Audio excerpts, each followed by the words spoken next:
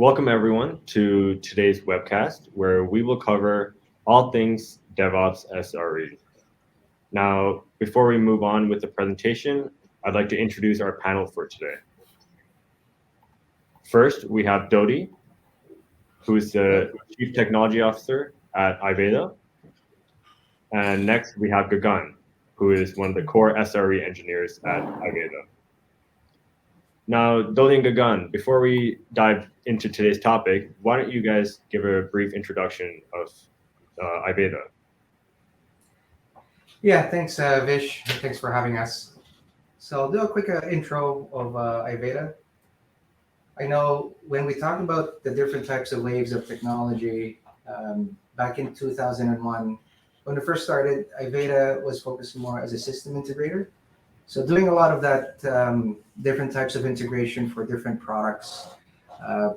We started looking at that specific time some of the big software companies, and then from then on we progress around 2011 to start looking at becoming more of a cloud solution provider side.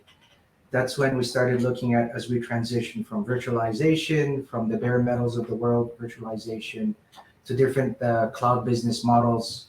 So we started looking at becoming part of the Microsoft, AWS, and GCP, just to get that experience of all the public clouds. But at the same time, we're able to build our own private cloud hosting. That's back when there's no public cloud providers in Canada.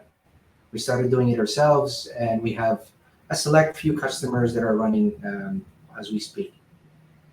But what we're here to talk about is basically the next generation, the next wave. And when you started seeing that, it's not focusing a lot more on the product itself or the solutions. It's talk about how we bring value through by providing different types of innovation. It's not through invention. It's a lot more in the innovating part that we tackle and we focus on. That's where we started bringing the guys like Gagan and all the other teams that we have, building up that core team so that we can continue providing the value for our customers. And what we're going to see is I'm going to transition off to Vish so that we can start with the next topic. Great, thank you, Dodi. So I guess the big topic for today is site reliability engineering. So why don't we dive into our first question? So before we dive deeper into today's topic, what exactly is site reliability engineering?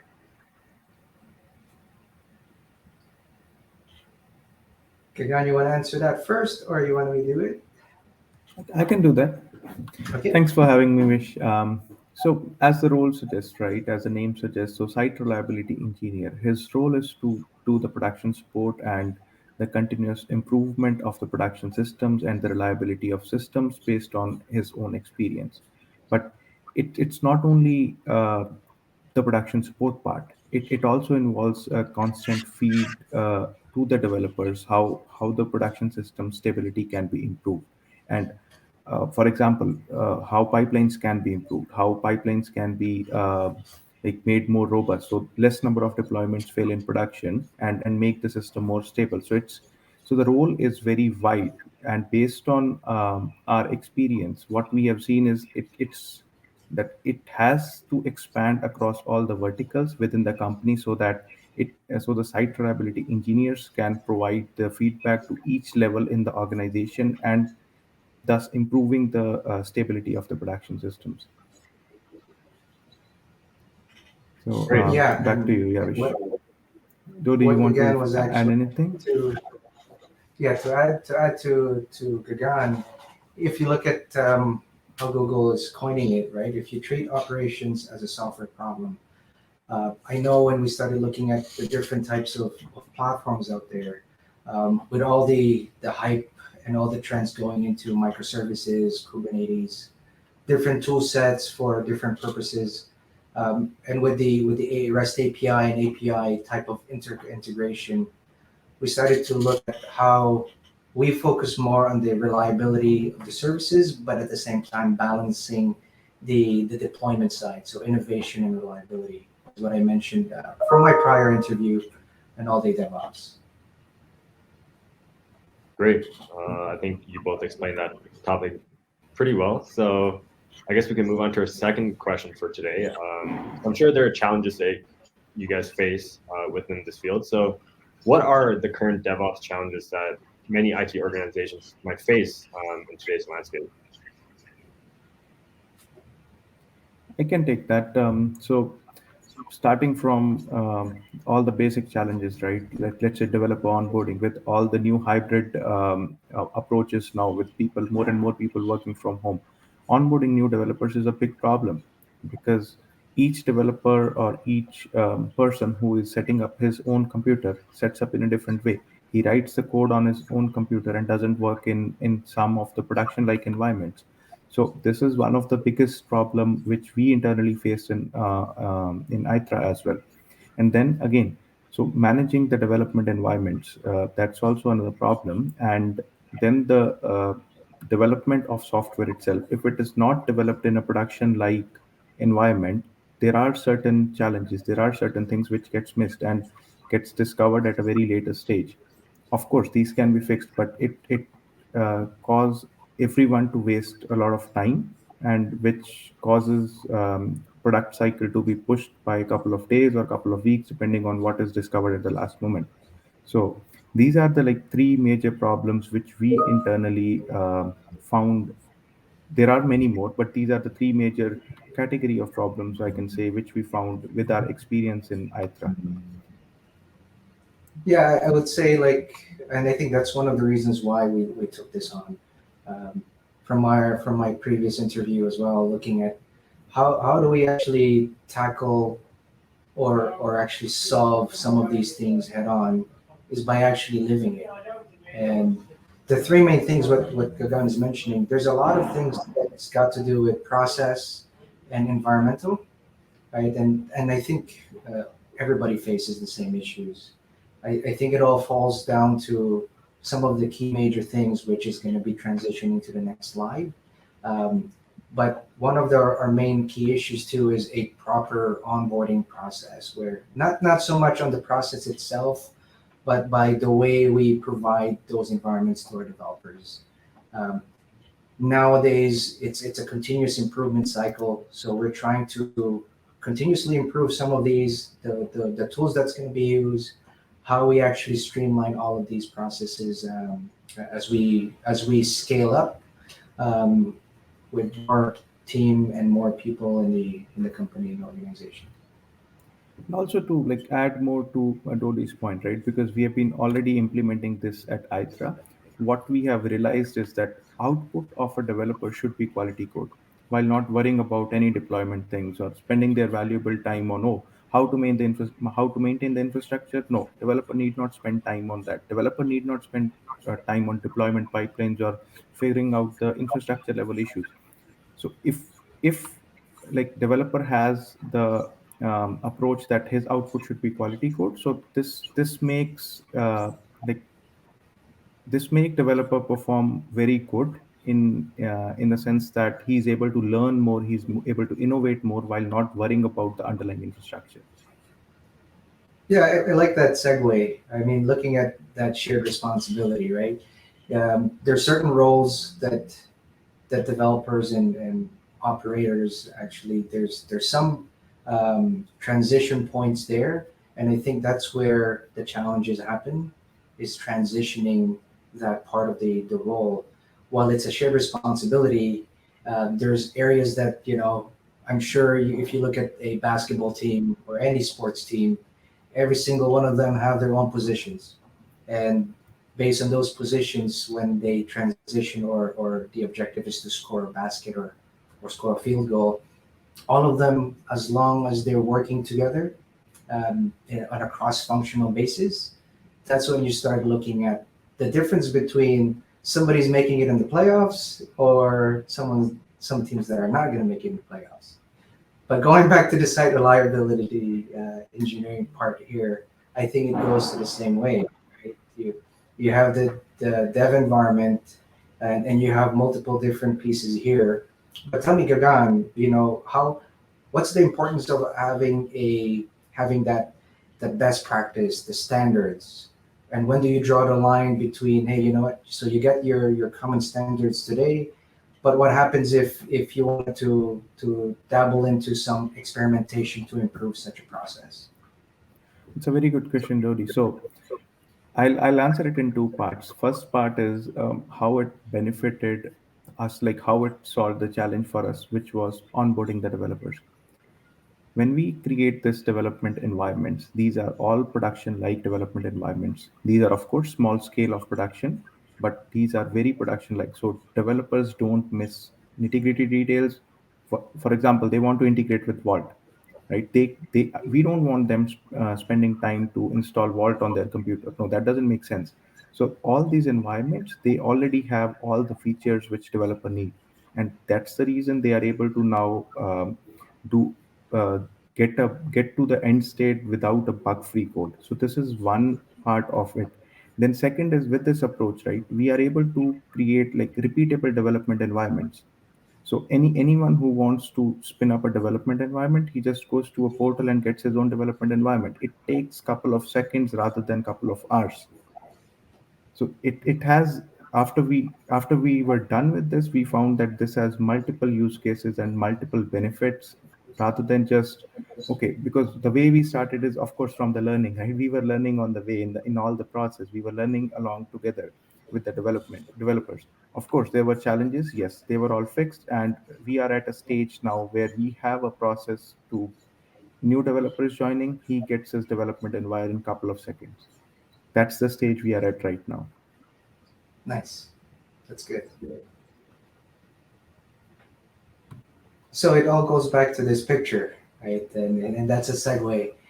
If you look at this picture, like if you believe on having a solid core foundation, there's a lot of things that you have to look for. It's not just for the best practices. Again, that could be, hey, what happens if you're actually not don't have the enough process or culture where you grow and scale your team. This could actually be an ugly picture, or a different result in this case. But putting this picture on, if you look at teams working together, different types of tool sets that they're using, some of them are using different sets, different areas, but they know they have one goal, is to be able to get a proper foundation, and at the same time, team building and team working together, they can build a solid foundation, a solid house. Right? Just wanted to put it there as part of this this piece. Great. So I guess, Fish? yeah. So both Dodi and Gagan, you both outlined some core challenges that many IT companies face, especially in the DevOps field. So Issues on the network. so how exactly is iVedha tackling these challenges that you guys are seeing?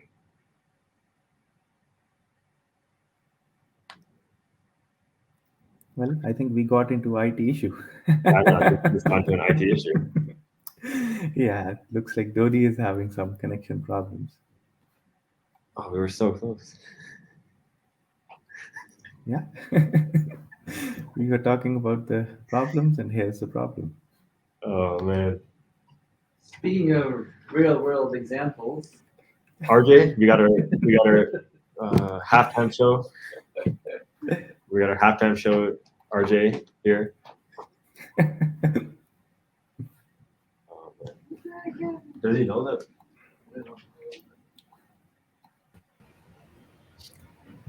Oh, Here's Dodi.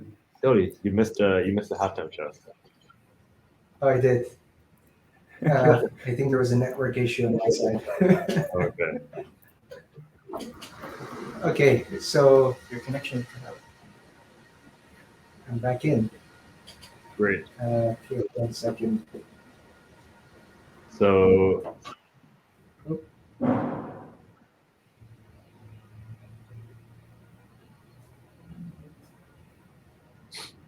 Sorry, hold on a second. I think that's better. So, Dodi and Gagan, you both, outlined some key issues and challenges that many IT firms face in the DevOps field. So, How exactly is iVedha tackling these challenges, and what makes iVedha different? Yeah, I think there's. I can take this on for the first part, Gagan. Like, I think there's about two or three different types of things that we look for. I think one of them is really looking at that team culture. I know it's not a perfect setting at all times. There is going to be, or we are been looking at challenges, especially with the COVID type of crisis that we're having today, or epidemic. Uh, we are seeing some challenges on the remote side. However, because we've always been or we always have the ability for our team to log in remotely, it wasn't so much of a harder impact. Uh, I think the next piece on improving before we're looking at that improvement, some of the other challenges that we face is basically the technology stack is evolving at a rapid pace than the actual people and process. Meaning there's not enough of people that has enough experience to actually deal with a lot of these technologies. So we're always looking at that improvement or options. And I know we're going to be actively building our meetups again. So part of this is to actually do our internal training, but at the same time, welcome and share that training platform and our process and our models to the community. That's one part. I know, Gagan, you guys are doing something very interesting on productizing some solutions. I think that's partially part of the API management project that you guys are dealing with. Maybe you can touch base a little bit about that. Yeah, we can do that. So basically, what we are trying to do is, with our experience with different API gateways, we have put a set of best practices on what works for different types of companies. So there are, of course, one thing can work for a medium scale company, and it will not work for a large scale company.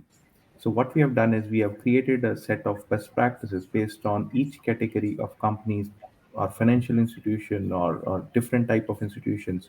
So we have created a set of guidelines, and what we are doing right now is prototyping all this all our experience into a product, which will be a turnkey solution for anyone to install a API gateway in their organization. So without worrying about what should be done, they should be, or sorry, how it should be done. They should be just worried about it needs to be done, and it'll be this product will be there to help them. This is on a very high level, 30,000 feet overview. If we go in deep, I'm pretty sure though it'll be a couple of hours just into that. But yeah, I think this is we can go into in depth in one of the upcoming sessions. Yeah, I think that's the idea here is we're going to be doing a multi-part series tackling the different types from the continuous integration, continuous delivery, deployment, and some specific solutions. So we're going to be tackling those. I'm excited to actually partake in those types of series as we go. Excellent. Great. So I think what we've done is on the results part, we did mention a lot of the different types of things that we've dealt with. So I know when we talked about some of the results that we had when we started implementing some of these changes. Some of them are in progress and some of them already applied. Uh, so anything to add, Gagan, in here? Any points? No, I think for now, like as you said, right, there are some streams which are in progress. So we have put them here, and we definitely want to share those with the community. We want to share our experience, whatever we have learned, because technology is changing at a rapid pace. It's just you know that, right? And it's always new day, new product, right? And whatever we have learned, we want to share it with the community. And for now, whatever we are working on is covered here. Great. So, Dodi and Guyan, you've covered some really interesting points in today's presentation. So we went over what SRE is, some of the challenges that many IT firms face, and even solutions that iVedha is implementing to tackle these challenges. But now we kind of want to know what iVedha has going on and some of the projects that you guys are working on, and what's next for iVedha. Yeah, and for that, you'll have to go to the next part series. But what's next for here on? Again, what we mentioned before, we're going to be tackling a lot of the community events as well. So we're going to have some interactive labs. We're trying to set up some of that labs again. I know it was successful back in 2016 on the meetups.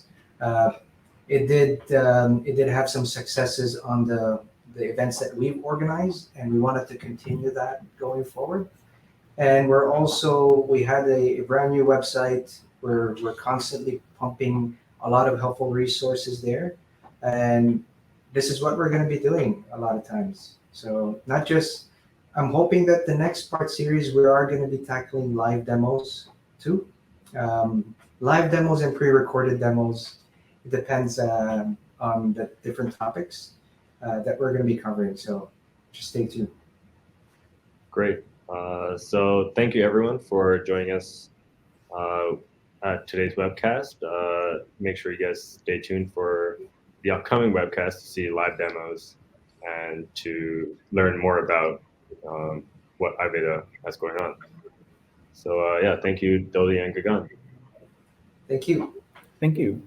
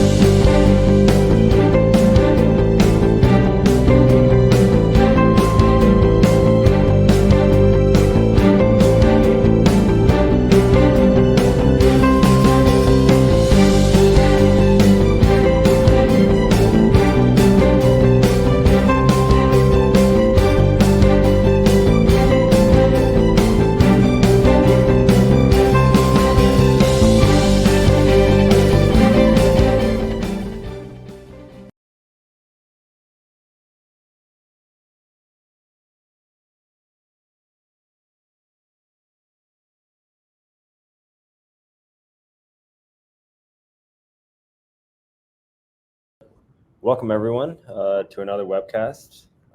Today's webcast for all things DevOps and SRE. We'll be covering the topic of cloud cost optimization. That's a great topic. Yeah, Yeah. It is a very good topic. I'm Vish, and this is my co-host Dodi. Hello.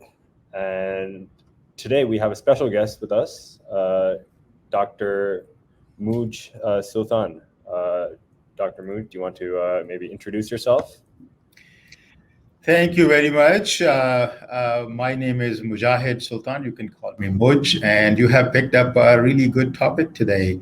Cloud cost is a pain in the butt for most of the organizations who wants to be in the cloud or who even are born in the cloud. So it's a very interesting topic, and I'll be glad to talk more about it. And probably I would have some demo for you guys. So thank you for having me. Great. All right. So let's get started. Yeah. So do you want to maybe give us a brief introduction to your company, MLSoft, and how it's having an impact on this landscape? Okay, MLSoft is the new startup under umbrella of companies which iVedha has. And though we specialize in building machine learning models for different businesses, and hosting them means the DevOps part of machine learning, which is called MLOps. But in last year or so, we've been engaged in different offerings, particularly in cloud space, and one of them is cloud cost optimization on multi-cloud. So that is, I think, you guys want to talk about today, and I will be able to showcase a product which we built for ITRA, and it is, though we are not done with the product, but the MVP is there, which uses machine learning. That's why our expertise at machine learning. So that tool uses a lot of machine learning and a lot of very good visualizations for multi-cloud cost optimization. Okay, Muj, thank you. So I guess today's topic, what Vish is saying, it's talking about cloud cost optimization. Let's get started.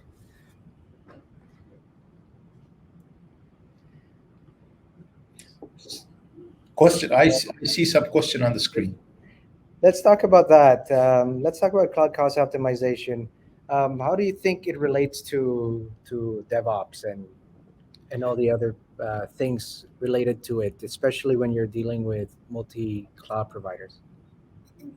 Good question. There are a lot of different facets to it, a lot of different ways of looking at it. But if we look at the cloud native applications, DevOps actually practice started with cloud native, though it can be applied to the monolith or the other side of the development. But it's mostly for microservices based cloud native applications development.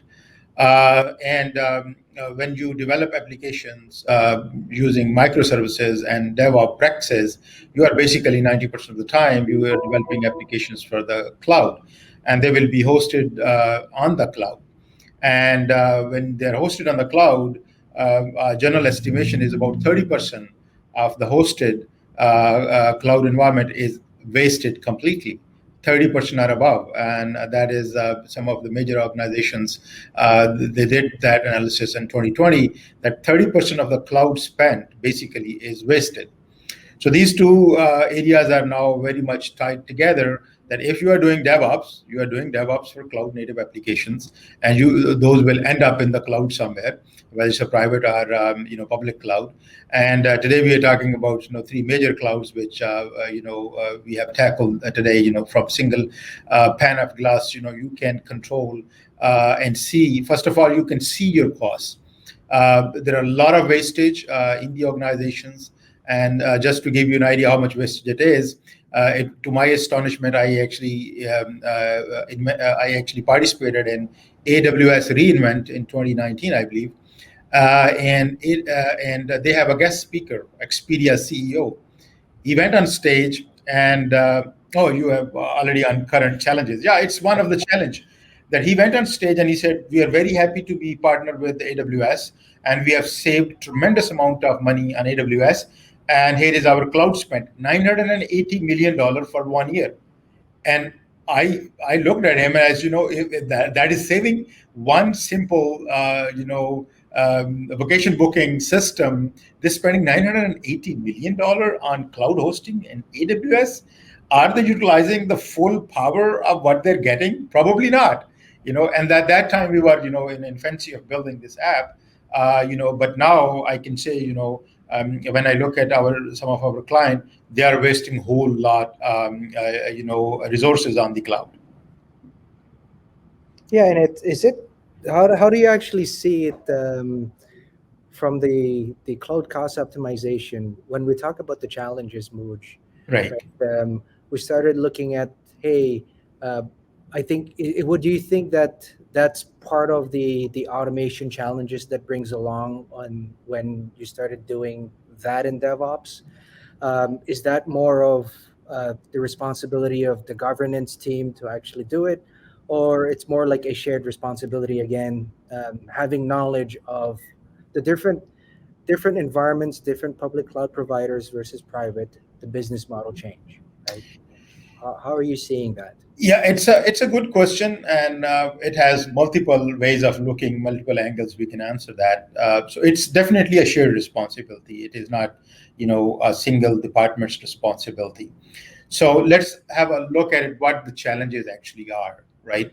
Where is that cloud compute waste going? The very first one is visibility. People don't know what has been provisioned. A lot of dangling, or a lot of unused instances are always there. Somebody spun up something, whether it's a DevOps team or some other teams. They spun up something and it's never taken care of, and it's dangling. It's not part of your CDCI pipeline, for example, and nobody actually cares about it.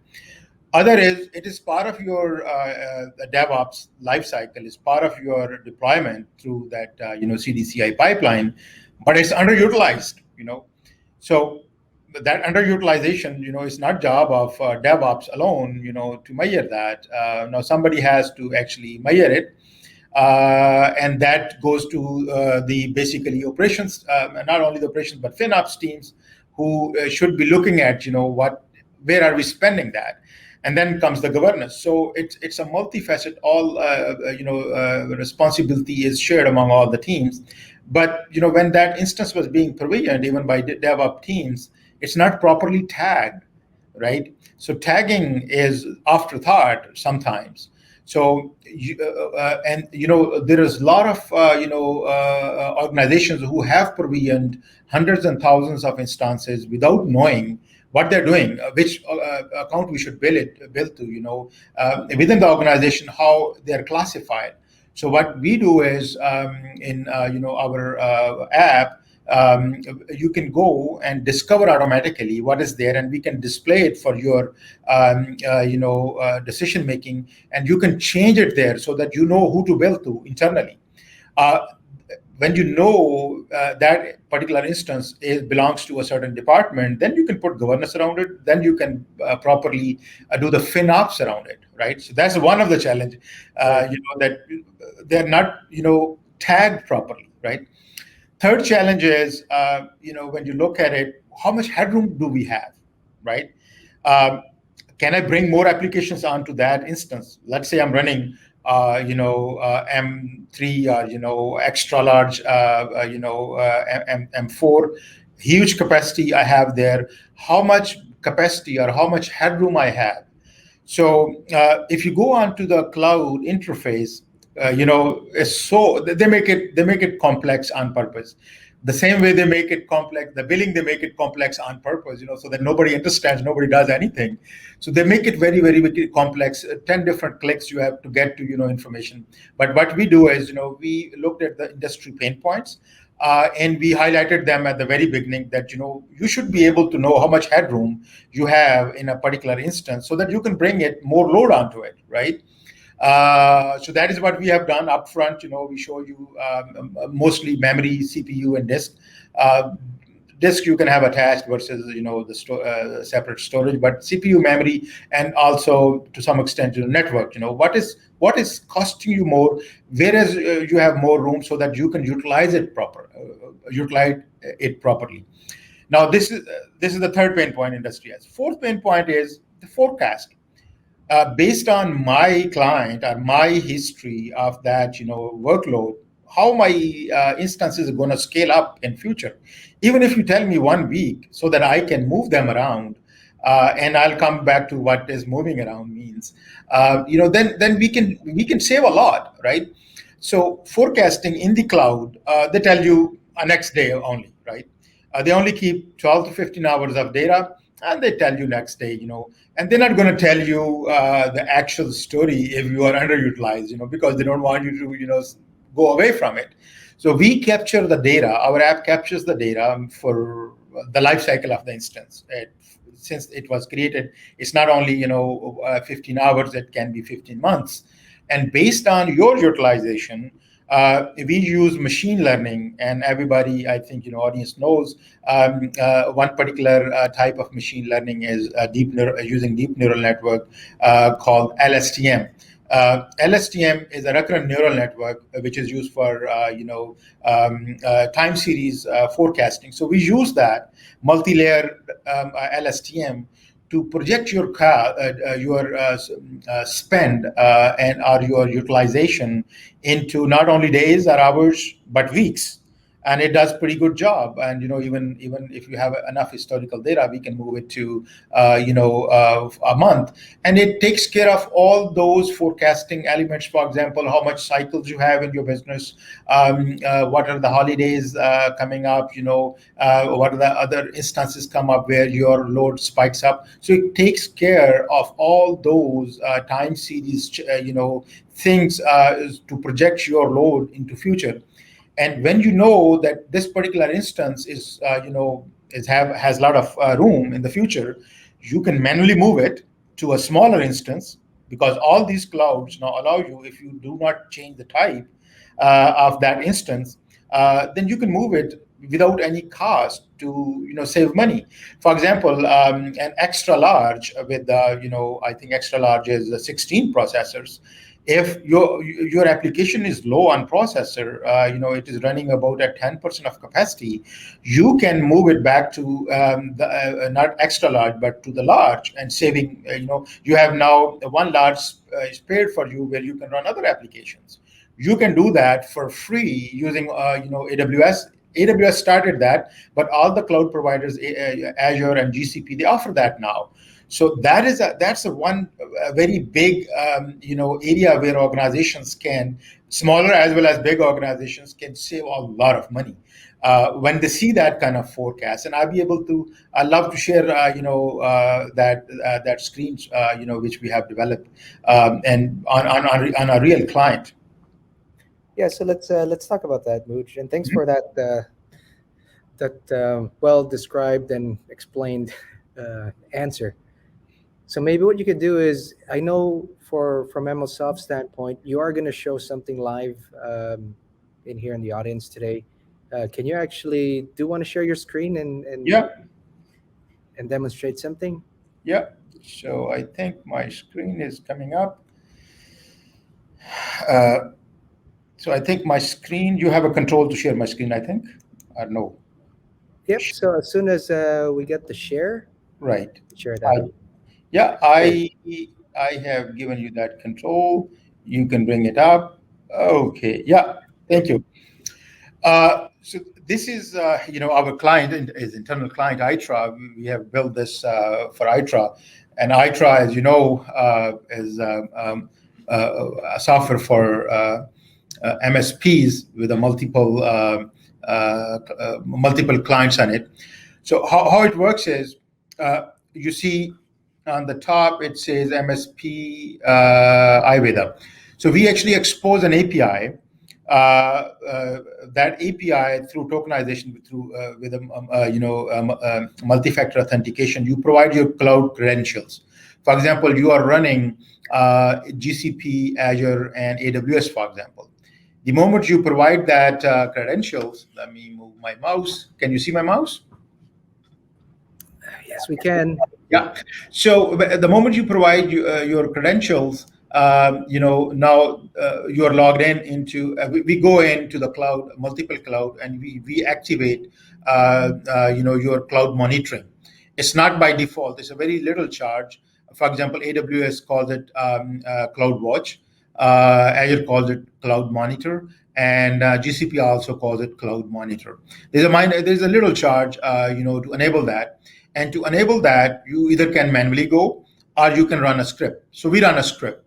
AWS is the most because there everything is closed on by default. Everything is closed down until you open it up. So we have to run some Perl script, on your AWS cloud, which is available on S3 bucket.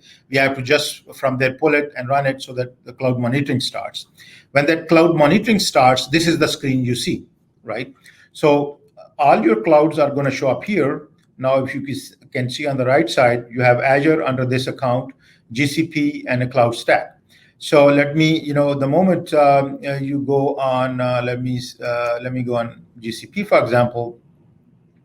All the instances you're running, they're gonna show up in the next drop down. You can see there are 3 instances right now running.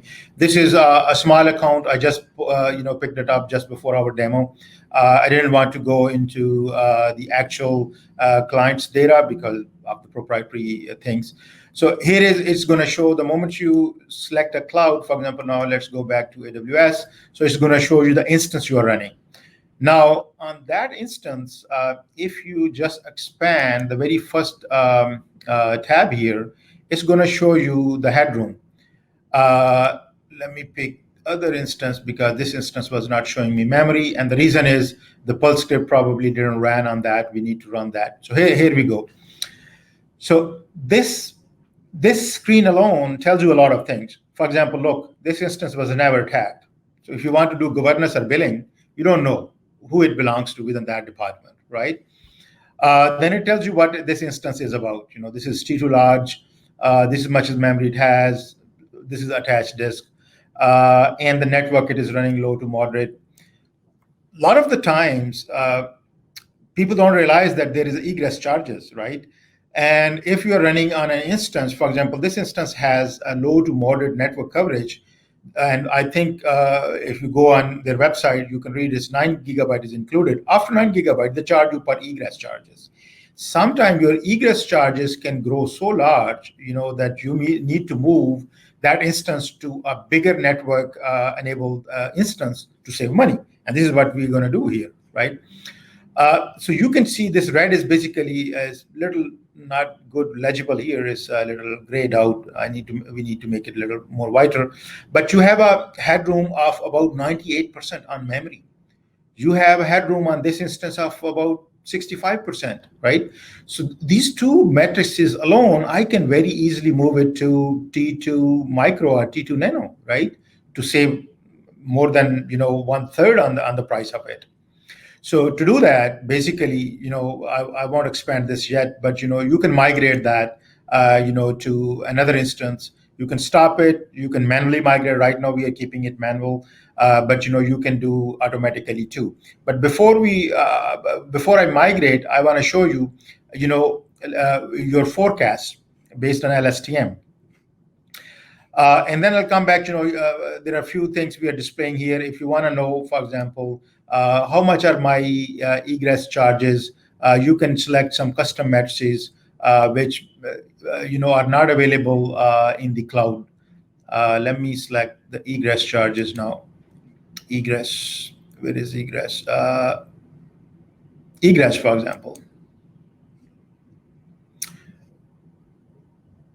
Oh, this is a new instance, started last night. Nothing is happening there, so there's no egress charges. Let me pull GCP instance and see if there are egress charges.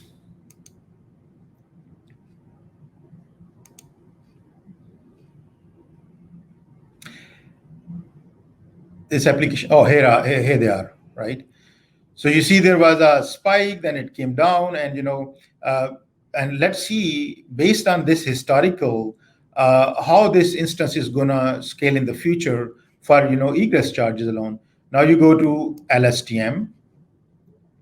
I see little lag is because maybe my screen is being shared. Otherwise, this is pretty fast app. So now I go and forecast. We going to forecast that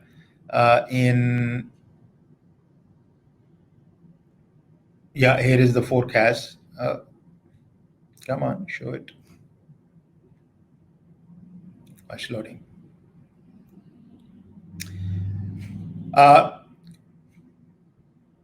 I think these are, you can slide the forecast. This is for 24 hours. It is too small a scale. Let me make it a little bigger, and then it will show up in the future. So now I'm almost about 4 or 5 days. I'm going in the future and generating the forecast.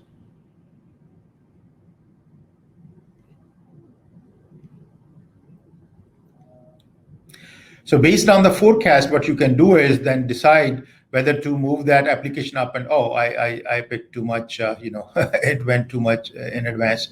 But you can see this application, the forecast is not that, this is the maximum, it's going to go up. And based on that, you can, go up and, either stop or start or migrate that instance, right? Or migrate to, a smaller or even bigger. If your stats are going too much, if you figured out you're going to run out of capacity, you can move it to a bigger instance without any charge, right?